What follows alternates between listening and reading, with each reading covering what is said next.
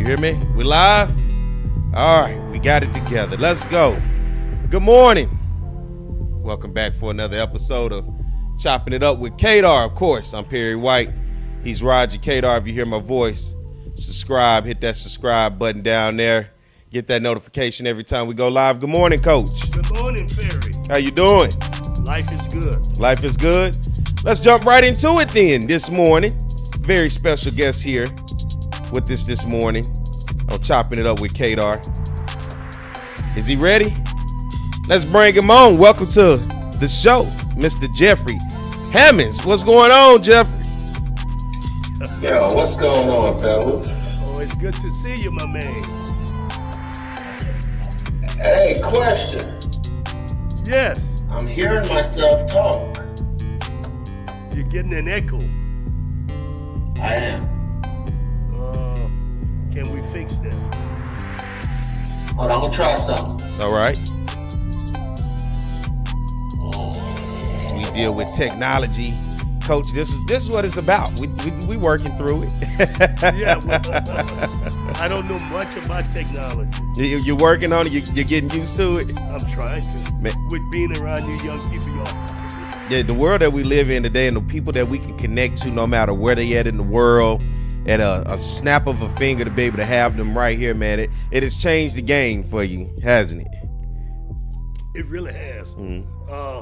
I do a lot of contact with people outside of the country, and I can talk with them on WhatsApp, which is literally free. Mm-hmm. And it's amazing how people in China I'm able to talk to, all over the world, down in South America and places like that. I remember back in the day, we used to in school, we had pen pals. I don't know if y'all did. Let's find out if Jeffrey is back. Yeah, he's working on it. We're going to keep it rolling until they get them together. I But just want to make sure. yeah, he's on? I don't want to. Can you hear me? Yeah, we got you. Can you hear us? Yeah, I work through it. I'm hearing myself. You said you'll work through it, okay.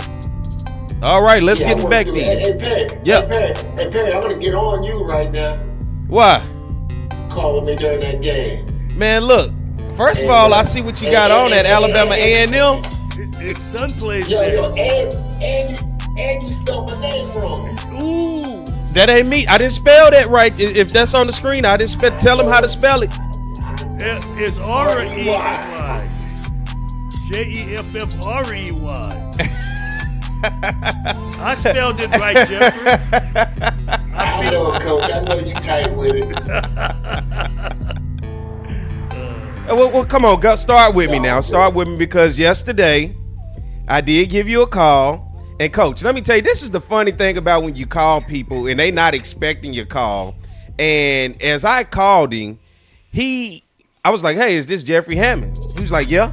I was like, hey, Jeff, I started a conversation, but I typically start conversations with people as though we kind of already know each other. And he was like, wait, who is this? Yeah, that's Jeffrey. And I'm like, wait, did I call you at a bad time? He's like, well, yeah, I'm actually watching the game. I'm like, well, I am too. But the intenseness of what I could tell he had to be a fan of one of the teams. And it was the Cowboys and the 49ers. And so as we was listening to it, and he was talking, I was like, wait, Jeff, I apologize, man. I didn't know you was so into it. I said, man, you must have money on this game or something. It was just, you should have heard how intense he was, man. I just love the game. Hey, I just love sports, man. We got 18 weeks of it. And right now, these are our holidays. It is. So did your team win? Kansas City won. Yeah. Hey, you see what I'm rocking? Can you see me? I see what you're rocking. All right, I just wanted to let you know this morning since we had that talk yesterday. So, Jeff, talk to me, man. You come in with this with the MLB Players Association. Basically, for the people out there that don't understand in terms when you mean the Players Association, what does that entail and the importance of having it? Okay, well, the Players Association is the union. And the union, as we all know, we protect the worker, the product, protect, defend, and advance their careers on multi-levels, whether it's the contracts, whether it's the health and the benefits, maintaining their value. and trying to do everything that we can as a back line to make sure they protect their career. How many years a player needs to play before he becomes vested, meaning that he can qualify for a pension after his playing days are over with? Well, it varies, Coach. As soon as you get a day in, everything's prorated. So from day one to the top tier, it'd be 10 years in the game as a major league service. And it's crazy that you asked that question because that number's shrinking. It's shrinking. Tell me so why. So, for instance, well, just you see what's going on. They're sending guys out there earlier in their careers, yes. 19, 20, 21 years old, and they're not giving them 1,000 at-bats. They're not giving them a chance to fail. Where when we came up, we actually had a chance to learn the game at that level, and lack of a better words, they're making a call on these kids earlier now. Yes. And it's tough. Now I'm glad you mentioned it because you know what? My mind started working as you mentioned that they were giving kids opportunity earlier, and then when they don't produce, they get rid of them so they don't get to get in the 8, 9, and 10 years. You keep bringing in younger players, and absolutely. That's now I see exactly what the system is doing. It's a systematic situation where it's not, if you don't be careful, it's not working in the player's advantage. That's why people like you ain't Tony. Think about it. Go ahead. Think about it, Coach. I mean, and I'm sorry for interrupting you, but you go to college, they tell you got to go to college, and then you put 3 years in the minor leagues, on average. Now you're 25 years old. We're not seeing a lot of 35-year-old ball players anymore. No. You know, and 6 years before free agency, and 3 years till arbitration. And leaning on Tony, so our fight this last time around was to increase that minimum salary just to at least give these guys a level of value, compensation, knowing that the average career is a little bit shy of 4 years. Yes. That was a good fight. I know y'all fought hard to get that. But y'all did something else that people might have gone under the radar, which y'all did post bonus to do for minor league players. Can you talk about some of the things you all did for the minor league players? Well, it was groundbreaking because the 5,000 minor league players roughly, they came around and they united underneath our umbrella. And Perry and Coach, I don't mind saying it, we are the strongest union out there.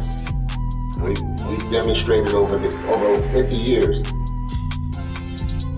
and how we can come together and fight for a cause. And if we have to hold that line, we'll hold that line. And now given that strength and that know-how to the minor leaguers is groundbreaking because ultimately it's going to create a different world for the professional athlete in baseball. But those terms have not been defined yet, Coach, because right now we're still in negotiations with the league. Oh, okay. Well, you guys are really... And tell your tech, thank you. I see my name. Yeah, you got it right. Didn't play around. I like that though, Jeffery. I like that detail. Well, I like the fact that you're not afraid to tell someone they made a mistake because this is a young guy, he's learning, and we don't want him making mistake going forward. You got me? And we act like it's okay. Yeah, well, it's not okay. That's the game right now, Coach. Yeah, I know. And it starts at home with a lot of parents. They let their kids get away with making mistakes and not wanting to correct them. If you correct them at home, it makes it easier to go outside of the house. You know? Because absolutely. And Perry. Yeah. I wanted to chime in. You dropped that Alabama A&M on me. I did, man, because before you get on me, I was gonna get on you. Hold on, because I knew what I had on, but I wasn't expecting that right there. So I'm like, wait now, I didn't know this. He was gonna come up and show up a bulldog. You see all this SU in here, but it's SWAC love, baby. That's what it is. That's right. That's right. And Coach knows. Yeah. Coach knows, and Coach has some ties to the program with your grandson, right? My nephew. My nephew played with his son. My nephew and Jeffery's son plays together at Alabama A&M. And obviously the head coach played and coached under me. So there's a lot of ties over there. Absolutely. Let me ask you this. Real quick. Oh, go ahead. Hey, Pat, real quick before you chop in. With the Chiefs, and Coach knows this, Pat Mahomes Sr., he's part of the program. He's part of our network. So I rep the Chiefs because of Senior. Yeah, because Patrick Mahomes, didn't he potentially have a career going into baseball? Didn't he play baseball? He was a pitcher. Yeah. Well, his dad did. His dad was nice. Yeah. You was nice. I had to look you up too. You was nice too. Now let's just not give the people a little background about yourself. I know besides the Players Association, but when I looked you up, man, I saw that one time you were like the number 19th prospect in the nation, and talk to the people about who you were outside of this in your younger days, they would say. My younger days, I had my Davis son, man. I'm from New Jersey. Two-sport athlete. I had a choice of playing baseball, or football. And I decided to go to Stanford University. And All-American a couple times. Played in the 92 Olympics as a center fielder. Fourth pick in the draft in 92. Took me 2.5 months to get to the majors. Injuries or whatever. I held on for 13 years. All-Star game appearance. Batted .335 one year. Knocked in 100. That was a good year, Coach. I was on base a lot, bro. Yes, it was. Ooh, that was good times. Yeah. And then I went back to school, Perry. I went back to school, got my degree. From there, I went San Diego Padres. I scouted for them at the major league level. Learned a lot of things about the business. And then I went over to the association, bro.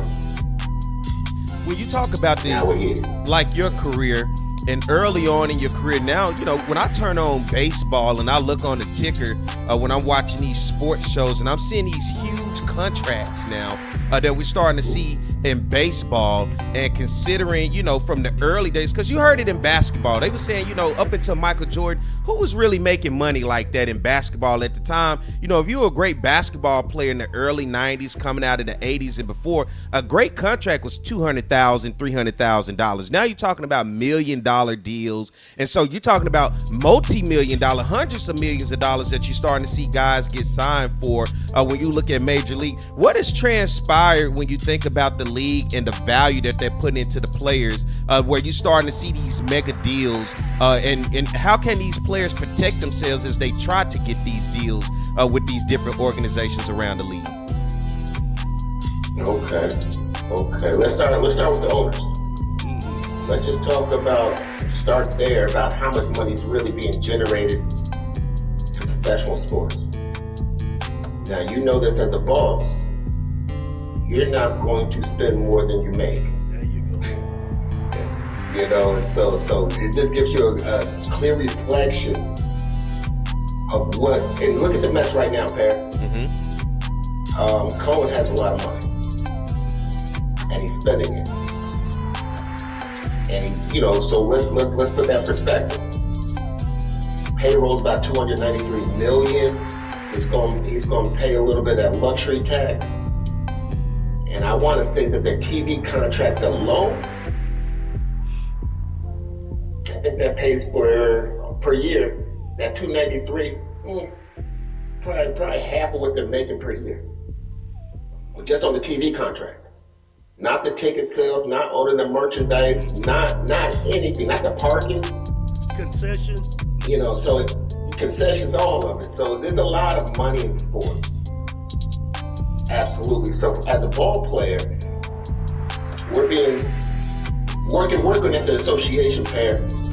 We realize what those values are from every club, from the New York Mets to the Pittsburgh Pirates. So with that being said, we realize what's the problem if you don't spend the money that you're making? And that's the fight. Making sure that the player, the product gets their value. And you haven't seen anything yet. Wait till Shawani attorney hit the market.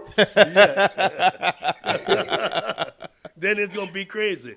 I want to go back to a it's club. going to make people's eyes. Yeah, I want to go back to a club like Pittsburgh. They get X number of dollars, millions of dollars from the TV deal, and they don't spend it. So they're not losing money. People think that they're not losing money. Yeah, and that's what a lot of people don't know. I want to veer off of that a little because I'm wearing a Henry Aaron invitation shirt, and I know you all with the Players Association is huge into making this happen. Can you talk a little about what you all doing and how you all are getting more and more young African American kids to play baseball? And I think y'all had a banner year this past year in the draft because of programs like this. Can you talk about it?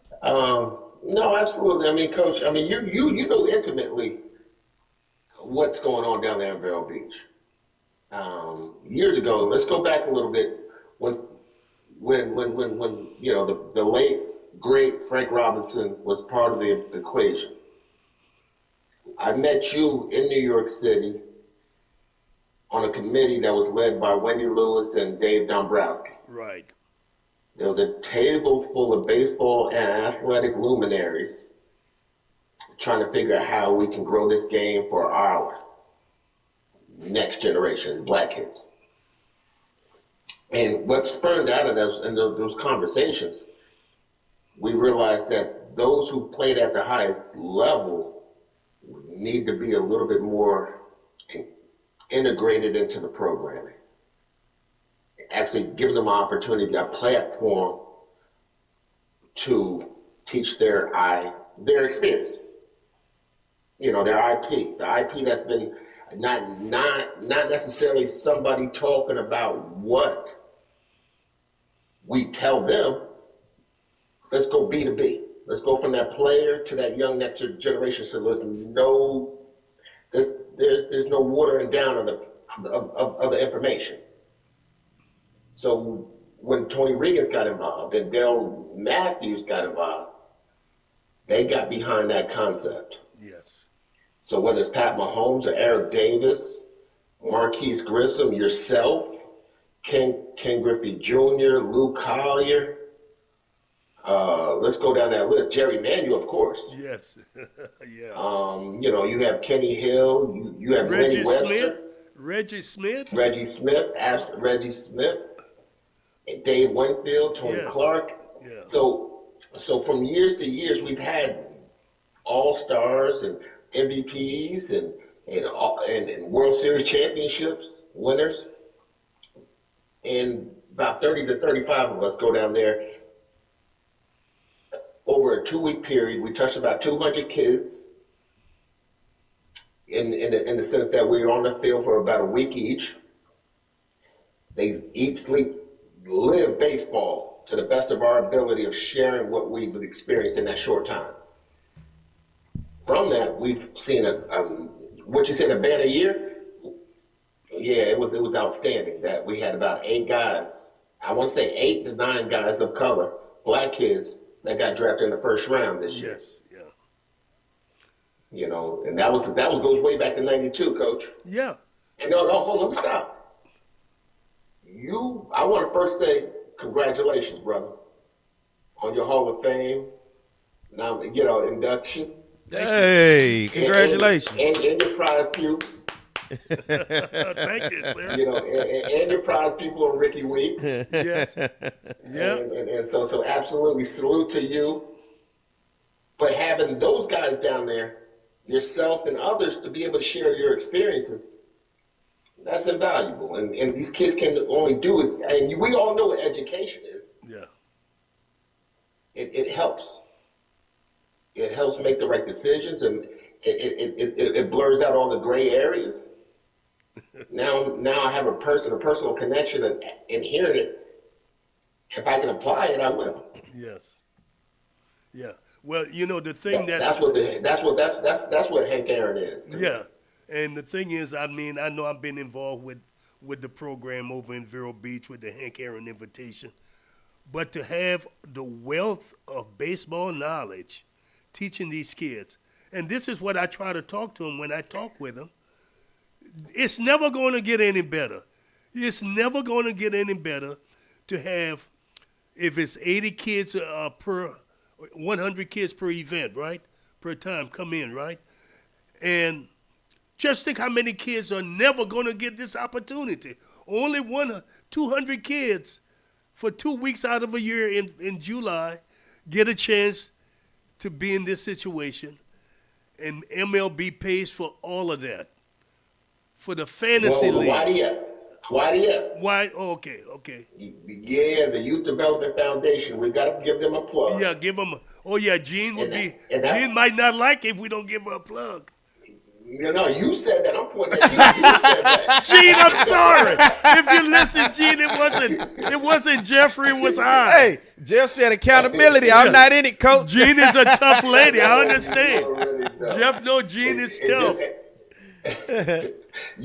That's called the Youth Development Foundation, and that's our joint program with Major League Baseball. Yeah. So Major League Baseball Players Association and Major League Baseball comes together, and we try to find programs and fund programs, just as Coach is talking about. So I can't give all that credit to MLB. Right. Let me tell you, actually, can you give us an estimate about how much is spent with the programs that you're involved with? Doing for African American kids? I know you don't know maybe the exact number, but a ballpark figure, so people know. Through that program, probably with programs and grants. Yes. Close to $10 million. Not bad. A year. Not bad. And young ladies just are able to. And young ladies also are part of what we're talking about. Am I correct? So we don't discriminate. Absolutely. Hey. And of course, Major League Baseball has their own trainer programs that they do on their own that's still addressing breakthrough series, trailblazers and game changers, and Players Alliance. That's another program that they're moving them and trying to find the right organizations, 501c3s that are trying to do the right thing for us. So there is a lot of money that's being sourced. Let me ask you, I don't know if we can talk about it. What's supposed to take place in Seattle? If I says that this summer, if we can talk about it, I want you to elaborate on it. That's something huge is going to take place. I know what you know. Yeah, I know what you know on this. Can we talk about it? Yeah, no, we got some more. Yeah, we can hum a few bars on. Yeah, okay, bars. Okay. Okay, well, Jeffrey was a part of this too, to bring it to life. They blow it in, sort of like they created something that was dead, and they blow some life into it, and it has to do with the HBCU college All-Star game that is scheduled for Seattle, Washington, during the week of the All-Star week, which is huge. And I think we got Gene was a part of it, Major League Baseball, the Players Association. Everybody came together and tried to make this thing happen. Can you talk a little about it? Well, you touched on all of it. Yeah, it's going to happen on that Sunday. So typically the All-Star weekend festivities starts on that Friday. The game is on that Tuesday. The Major League Baseball game, the Home Run Derbies, is on that Monday. And we're looking to do that HBCU All-Star game on that Sunday afternoon. Wow. Well, this is the first year that we'll be doing it. More details going to follow. But I'm excited for this opportunity to start shining a little light of the talent and the efforts that are being made on that ground floor. When I say that ground floor, we these cats are in the bricks. You know what I mean? They out here trying to get it, put an HBCU on the map and follow your lead. How you implemented Southern baseball into the minds of baseball fans. You know, I'm at Stanford, 92, but I knew about Southern. And I also, you know, that was during Eddie Robinson's last years, and then they started looking at luminaries, and you were one of them. And then, you know, having a chance to go and qualify for the regionals and being recognized as that HBCU school that's competing. And now, intimately now, fast forward, I'm watching my son go through the paces too. And I'm watching other cats around the country for the Bethune-Cookman and Alabama State, Albany, you know, I mean, excuse me, Mississippi Valley State. Jackson had good State. conversation with that coach last year. Yeah. You know, Jackson State, Omar. Yep. Talked to Coop a little bit about Grambling, and you know, knowing Marquise Grissom and Marvin Freeman and Lenny Webster, and hearing about what they had to go through, but more importantly, how they, well, let's call it, they're proud of what they had to do to get to the league. Those stories need to be shared because there's good baseball is being played down here as well. Exactly. And giving them an opportunity and giving them the access and the resources to be seen of how they play this game. And that's our job. I've taken that personal. It's more than my son. It's your nephew. Yes. It's Courtney Duncan. That's right. Sons and others and everybody's sons. So if we can't help everyone, then what are we doing? That's right. We don't want to leave Ken Griffey Jr. out of the equation because he also is a major player in helping this HBCU All-Star game. How so, Coach? What's the name of this? What's the name of this thing? Huh? Say what? What's the name of it? Go ahead and say it. Well, is the Swing Master.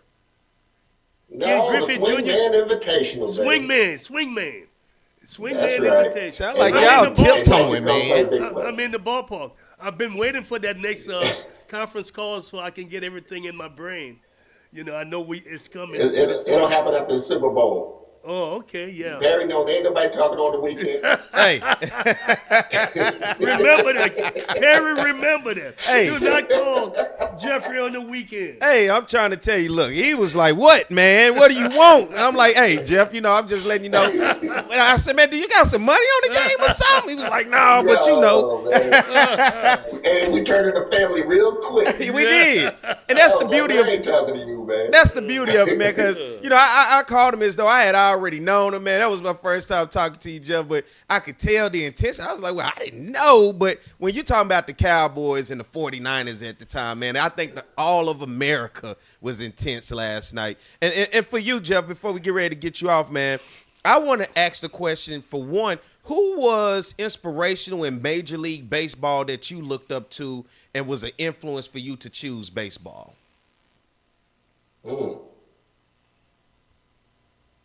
My brother. Let's start there. He went to Northwestern. Baseball, football scholarship. He got drafted out of high school by the Seattle Mariners. He got drafted again after his junior year by the Seattle Mariners. But he stayed for his fourth year, and he got drafted by the Pittsburgh Pirates. And to me, when you hear scholar athlete, I was living, that was my older brother. I saw it. And now, when you say baseball influences, I had the pleasure of seeing Barry Bonds start. So all of a sudden, I realized there was levels to this. Yes. You know, and so I watched Barry early, and my brother made sure that I connected with Barry as early as possible. I think I met him my junior year in high school. And then I started going to the Mets games, you know, seeing Barry play Dwight Gooden. And you also know I grew up in Jersey, and we didn't have the luxury of the baseball. What's that called? When they show all the games. I only had the Yankees and the Mets. Yeah, the baseball network or ESPN. Yeah, well, you know that package. Oh, the sport package, the baseball package. Yeah. So all I had was Channel 9, Channel 11. Just like me. So I saw Straw. I saw Doc. But I also saw Dave Winfield and Ricky Henderson, Ken Griffey Sr. I saw the great, those games. I saw the Yankees and the Mets early. So to your point, Perry, it had to be a combination of all of them. Because I was in the backyard trying to emulate all of them, from Don Mattingly to Greg Nettles. If I made a play, I'm throwing across the diamond. And I asked you that because there were people that looked like you, that played the sport, looked like us, that was an influence, that you saw them as heroes in what was America's pastime and at the time the greatest sport probably in the world.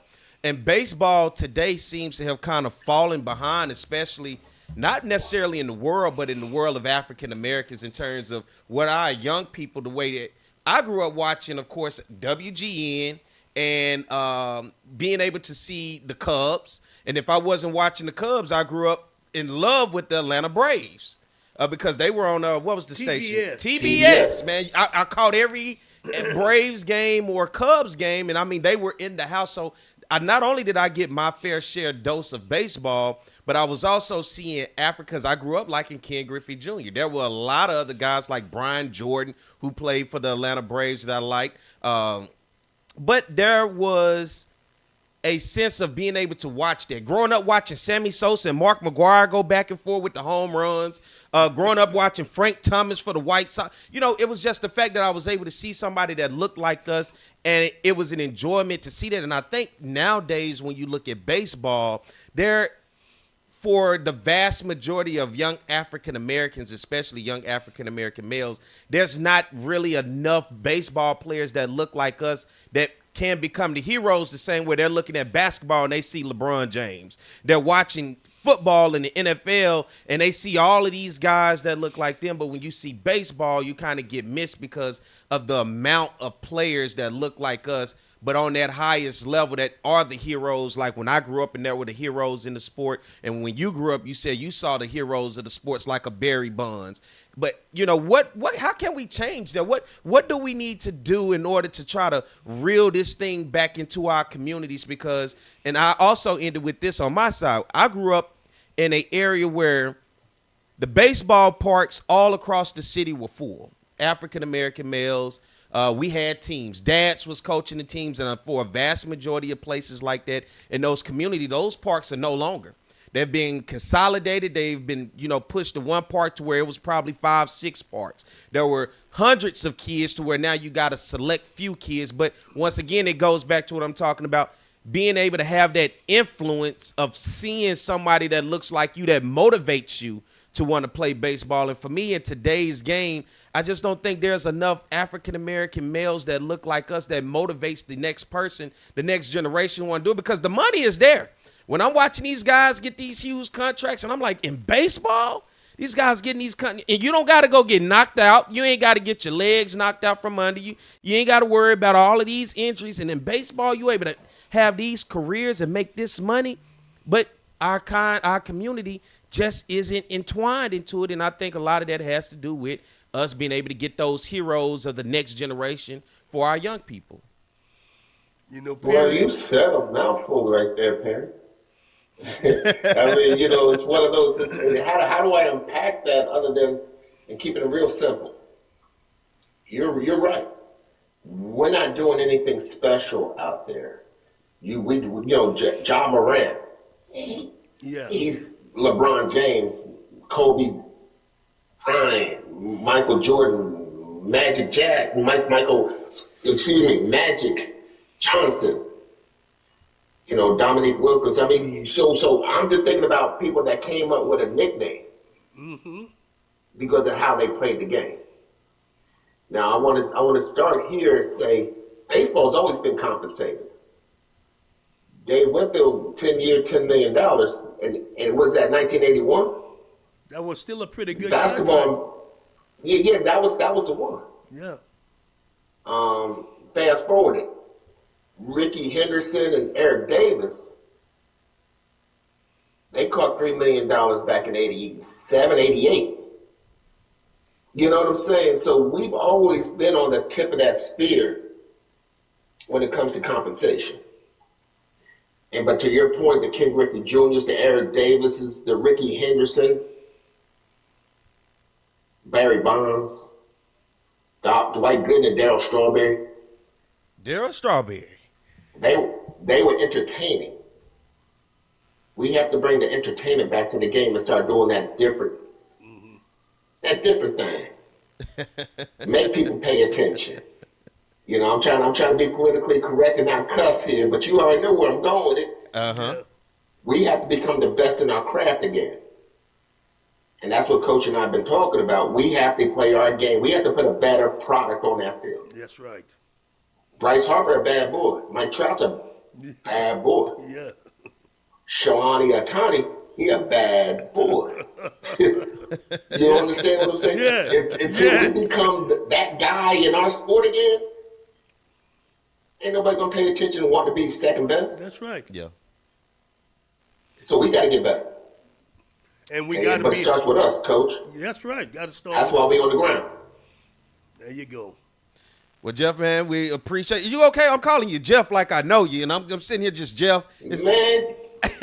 I appreciate you giving us more than I know what your schedule is like, and I really appreciate you giving us extra time because this is a long time going, Coach. Yes, and I'm glad you were able to come on, you know, and be able to talk with us, but give the audience something to think about, stuff that they don't hear every day.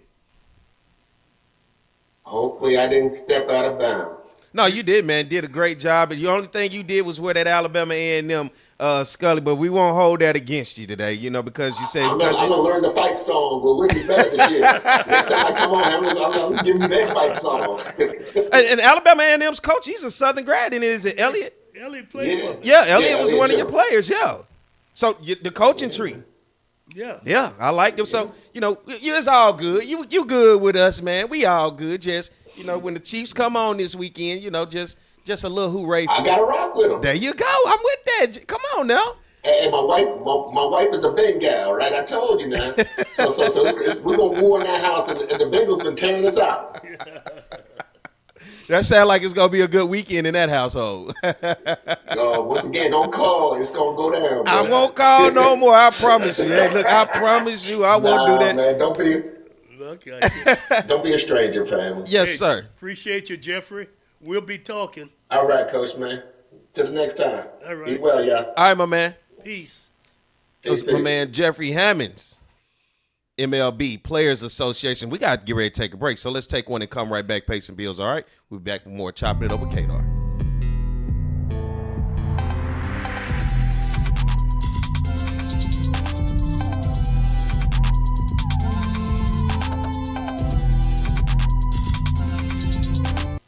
Looking to get some keys made, locks rekeyed, or a wide variety of new and used safe? Then look no further than the trusted choice of African Safe & Lock. Conveniently located off of Government Street in Mid-City, Baton Rouge. Trust the expert locksmith at Alfred for all of your residential, commercial, and industrial lock and safe needs.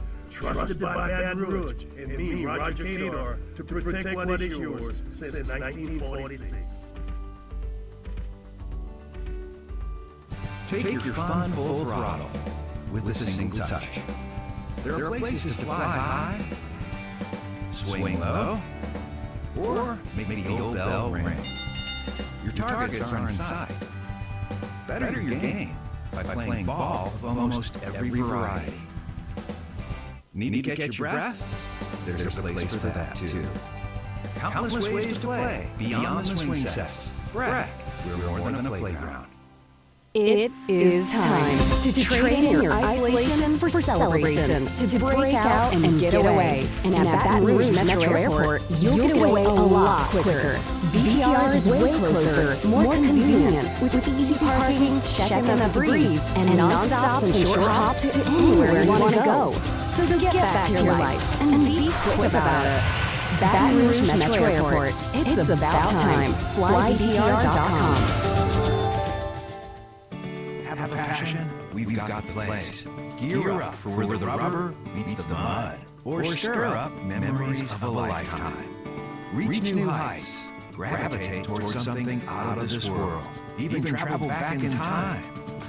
You might like a little drama in your life. Or get in touch with your inner nature lover. Release some pent-up energy while you're at it. There's plenty to do beyond the swing sets. BRAC, we're more than a playground. Hey, Coach Roger Cador here. There's something about teamwork that brings the best out in any business. When I need a tool, I call Roadrunner Towing. Roadrunner is 4 generations strong and homegrown right here in Baton Rouge. Thanks, Coach. There's no job too large or too small. Call Roadrunner for quick, reliable, exceptional service. We don't want an arm and a leg. We just want your toes. And remember, take time each day to be a blessing to someone. Thank you. Getting a letter from the IRS that you owe back taxes can be scary, but it doesn't have to be. Call Go Tax Resolution in Lafayette at 337-420-1040 today. We'll help stop garnishments, levies, and seizures immediately. With over 35 years of dealing directly with the IRS, our team of local professionals will help you pay the least amount possible. So if you owe back taxes to the IRS, you need help. Call the tax professionals at Go Tax Resolution in Lafayette at 337-420-1040. Your go-to tax relief. It is time to trade in your isolation for celebration, to break out and get away. And at Baton Rouge Metro Airport, you'll get away a lot quicker. BTR is way closer, more convenient, with easy parking, check-in that's a breeze, and non-stops and short hops to anywhere you want to go. So get back to your life and be quick about it. Baton Rouge Metro Airport. It's about time. FlyBTR.com.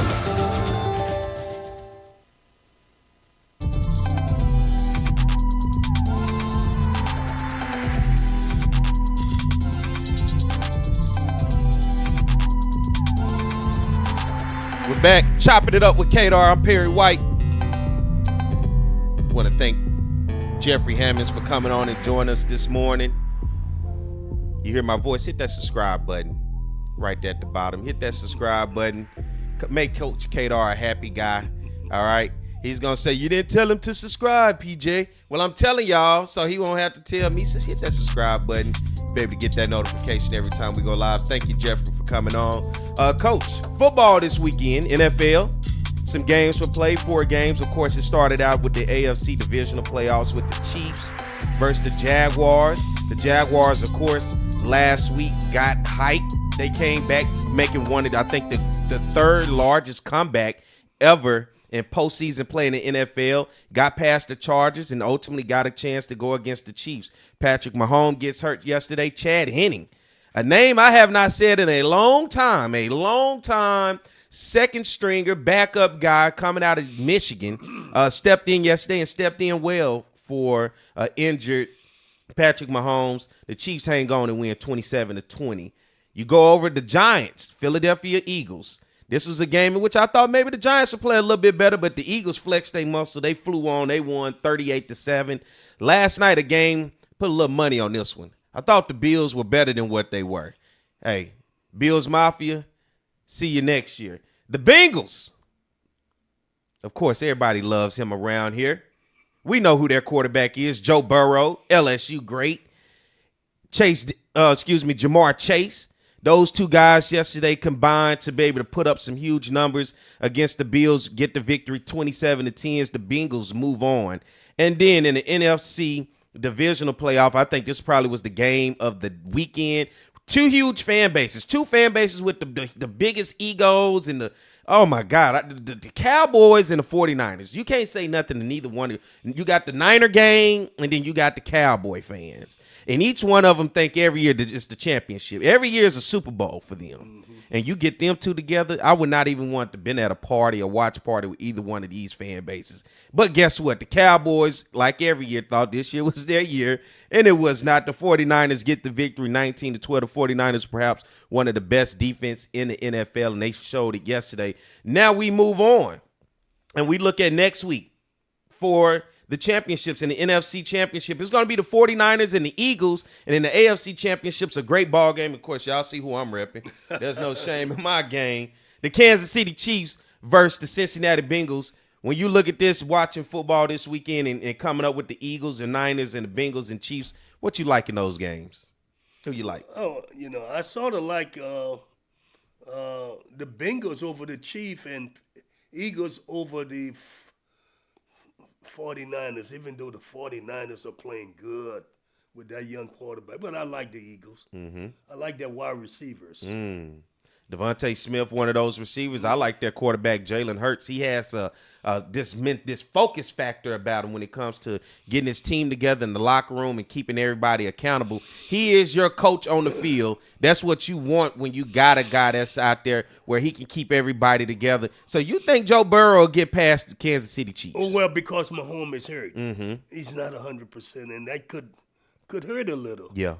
But Joe Burrows is really doing a lot of things with his legs and his arms. He is, man. And a slight improvement to that offensive line last year. I don't even know how they made it to the Super Bowl with that horrible offensive line in Cincinnati. But Joe Burrow continues to win at Cincinnati, and it's amazing what he does as a young talent to continue to keep that team fighting, because nobody was talking about Cincinnati Bengals past 4 years ago. Nobody. And now you look at But they drafted well. They did. They got Boris, then they got Chase. Yep. And then they got other people. And they put it together well. They put it together with a good coach. They were patient, So you got the 49ers, Eagles, NFC Championship next Sunday, 2 o'clock on Fox, and then the Bengals and the Chiefs, AFC Championship next Sunday at 5:30 on CBS. Let's get ready to take a break, and then we come back. We're going to get ready to close this thing out. All right? Stay tuned to more Chopping It Up with Cador.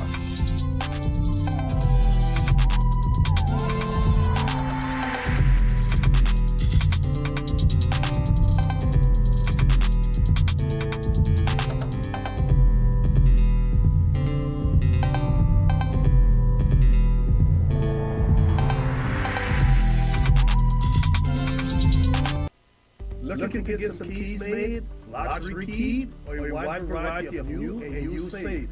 Then look no further than the trusted choice of African Safe Lock. Conveniently located off of Government Street in Mid-City, Baton Rouge. Trust the expert locksmith at Alfred for all of your residential, commercial, and industrial lock and safe needs. Trusted by Baton Rouge and me, Roger Cador, to protect what is yours since 1946. Take your fun full throttle with a single touch. There are places to fly high, swing low, or make the old bell ring. Your targets are in sight.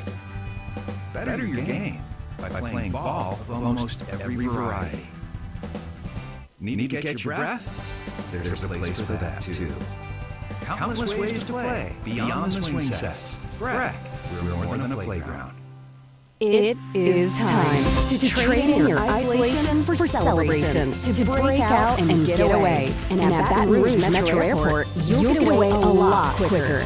BTR is way closer, more convenient, with easy parking, check-in at the breeze, and non-stops and short hops to anywhere you want to go. So get back to your life and be quick about it. Baton Rouge Metro Airport. It's about time. FlyBTR.com. Have a passion? We've got the place. Gear up for where the rubber meets the mud. Or stir up memories of a lifetime. Reach new heights. Gravitate towards something out of this world. Even travel back in time. You might like a little drama in your life. Or get in touch with your inner nature lover. Release some pent-up energy while you're at it. There's plenty to do beyond the swing sets. BRAC, we're more than a playground.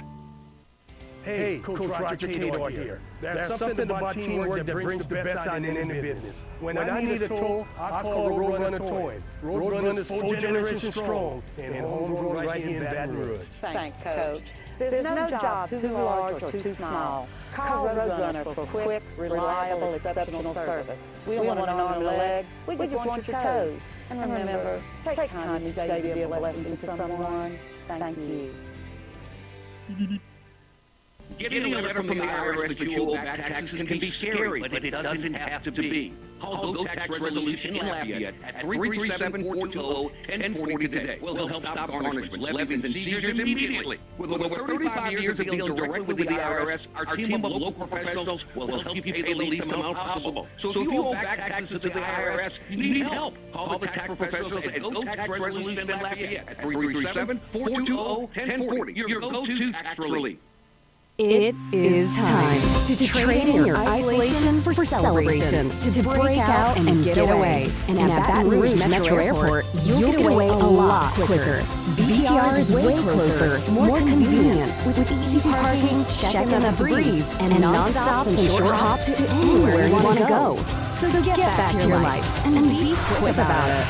Baton Rouge Metro Airport. It's about time. FlyBTR.com.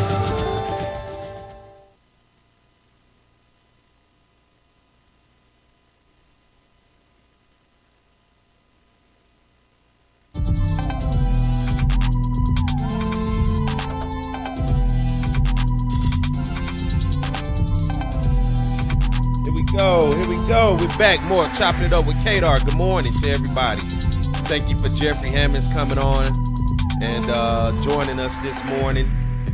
It's great taking time out of his busy schedule. Hit that subscribe button. All right. I'm not asking. I'm telling you. Hit that subscribe button. Well, I'm asking you. I'm not telling you. Well, see, he's nice, but see, then he's going to tell me. He asking, but then he's going to tell me you didn't tell him to hit the subscribe button. We're different people. Well, I'm telling y'all to do it so he won't have to ask and tell me, all right? So I appreciate you. We love you, and we thank you for the support, all right?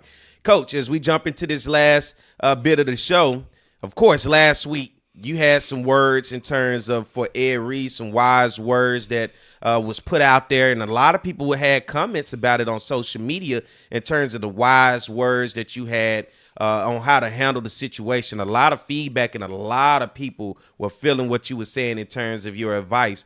Little did we know a couple days later that Bethune-Cookman would ultimately make a decision to move on without Ed Reed. And for you on the situation, what's your thoughts? How the whole thing transpired in Bethune-Cookman and their decision to move on without Ed Reed?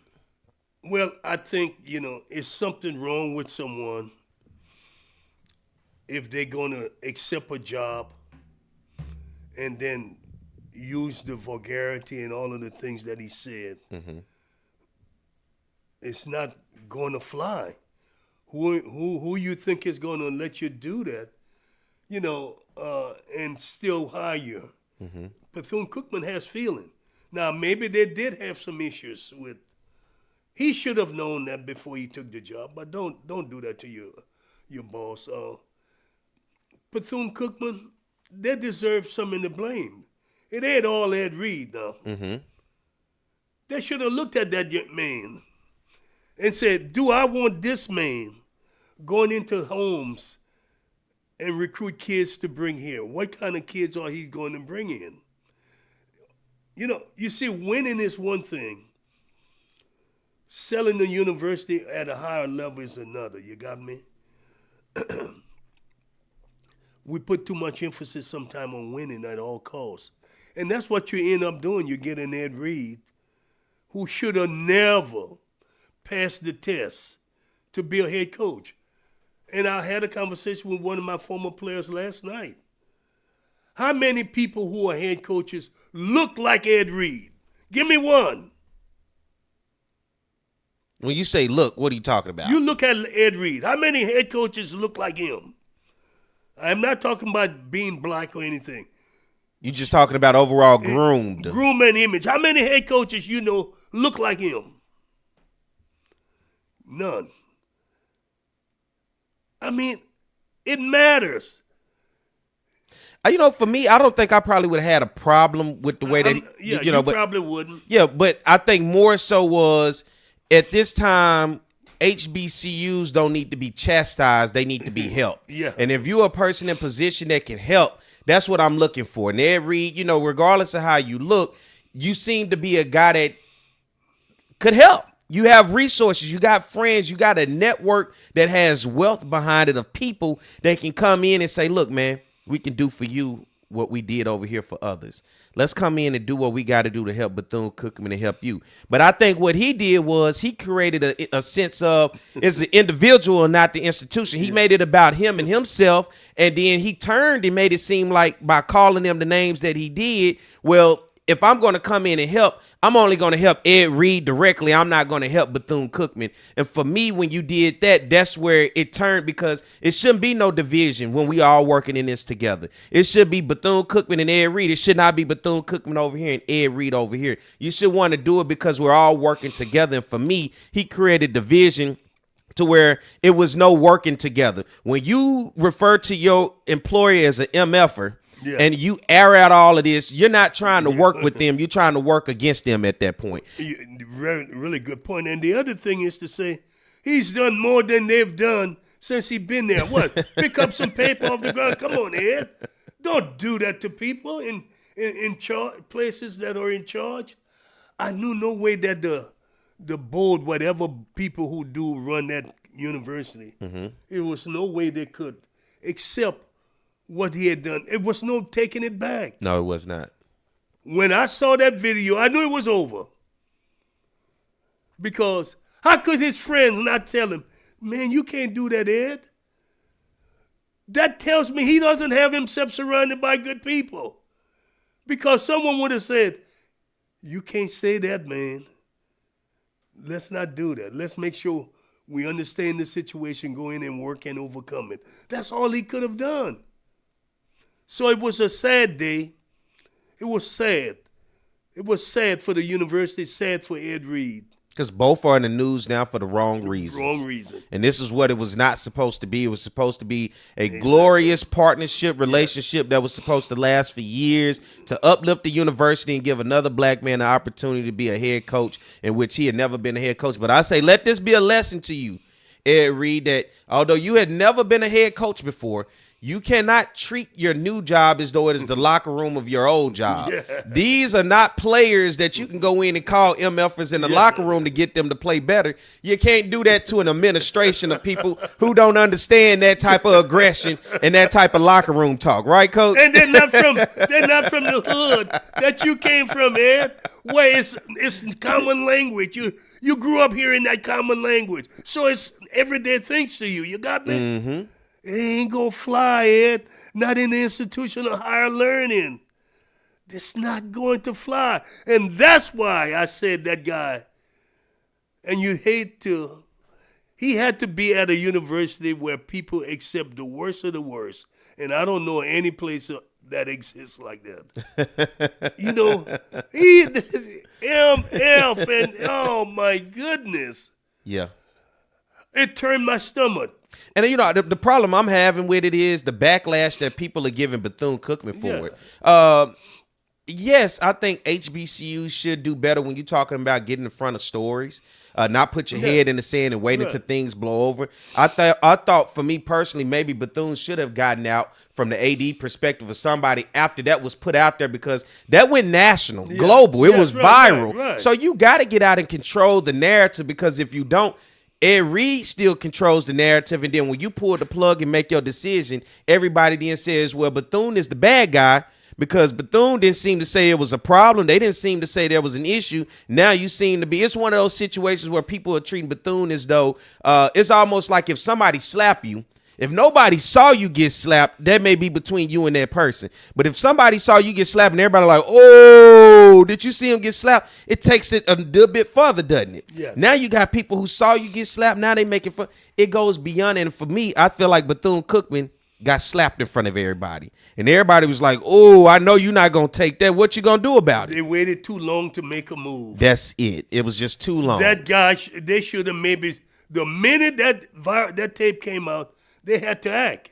And it could have been something to saying, hey, he's going to be reprimanded. We're going to suspend. It's going to be something where something. Yeah, but that's why I say it seemed like there never was a togetherness and there was a separation. And I think at the end of the day, when both parties looked at each other, you've only been there for less than a month, Ed, and you already got an issue. I'm talking about it seems like an issue so much it brings aggression out of you. Well, we can't have you around if you're going to be the aggressor. And we're talking about If these are going to be the next generation of young men that you're going to mold into men, if you're going to have that same response towards the institution, you're going to create that same atmosphere with them to have them aggressive against the institution, when it should not be. That everybody should be together because it's for the love of the institution. I always tell people this, and I'll leave you with this. My loyalty always lies within the institution and not the individual, because the individual will come and go. The institution will live forever. And that's where I felt like he wanted it to be about the individual and Ed Reed and not the institution. Ed Reed, you have to do your part like many others to be a part of that institution and understand that this institution is a low resource one. They don't have all the finances. That's why they brought you in, to be able to be the brains to say, hey, what can we do to grow this? But you got to realize it's more than football. It's the overall school. It's the educational part. And you can't put the sport above the academic, because the moment you do that, you lose everything. And I think he did that.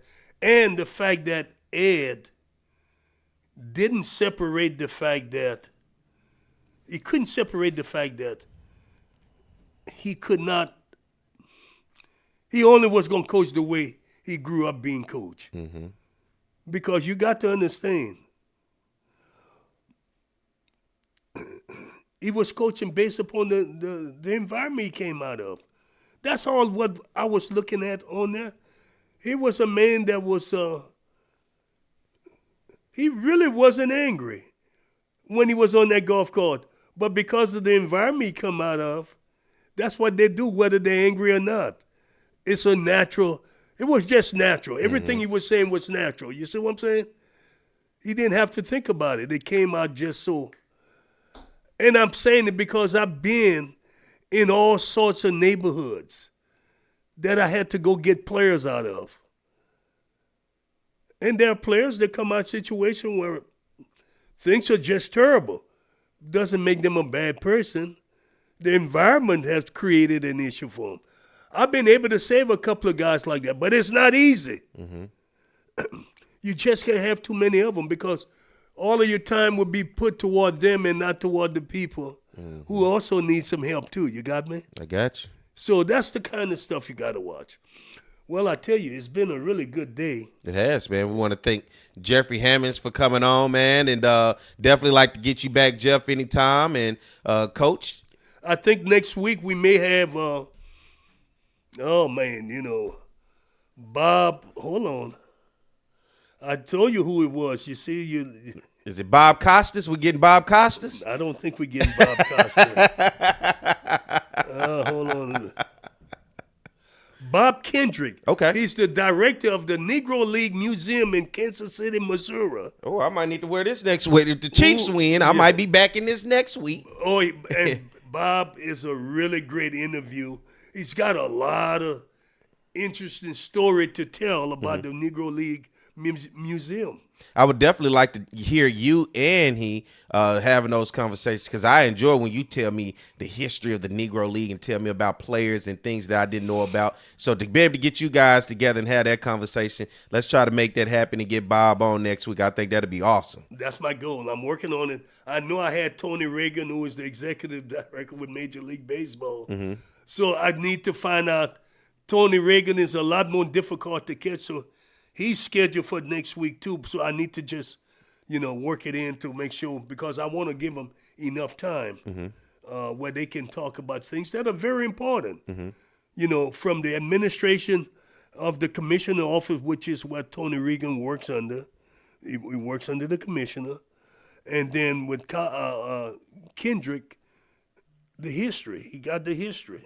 So we'll see. See, Roger Cador is what we call the plug. He's the plug. He got all the connects. Don't let him look down into that phone and get to scrolling. There's no telling who he may give a call to. So maybe one day we could probably get Ken Griffey Jr. on here. Somebody. We're gonna get Dave. We're gonna get Dusty Baker too. I know I talked with him last week, and I'm gonna try to get him before he goes to spring training. Coach, who would you say is the most famous person in your phone? In my phone? Yes.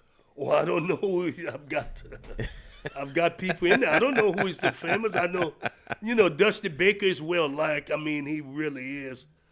But I've got some people in there. I can't give all their names out. Okay, we'll keep it a little secret. We want to thank everybody for joining us for another episode of Chopping It Up with Cador. Before we get out of here, y'all be sure to hit that subscribe button, get that notification. So next week, when we go live, you'll be right there with us and be able to comment in the comment section. So we'll be able to see what you guys are talking about, and as well as share this, put it out there as we continue to grow, like it, and we want to continue to grow this thing so people can see what it is we're talking about, because this is history, it's good knowledge, and most of all, it's just chopping it up with Cador. So, hey, I'll leave you guys at that. We got to get it on Coach Cador as he give us our go away.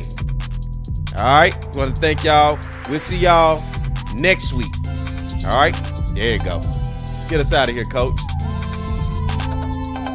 Ah.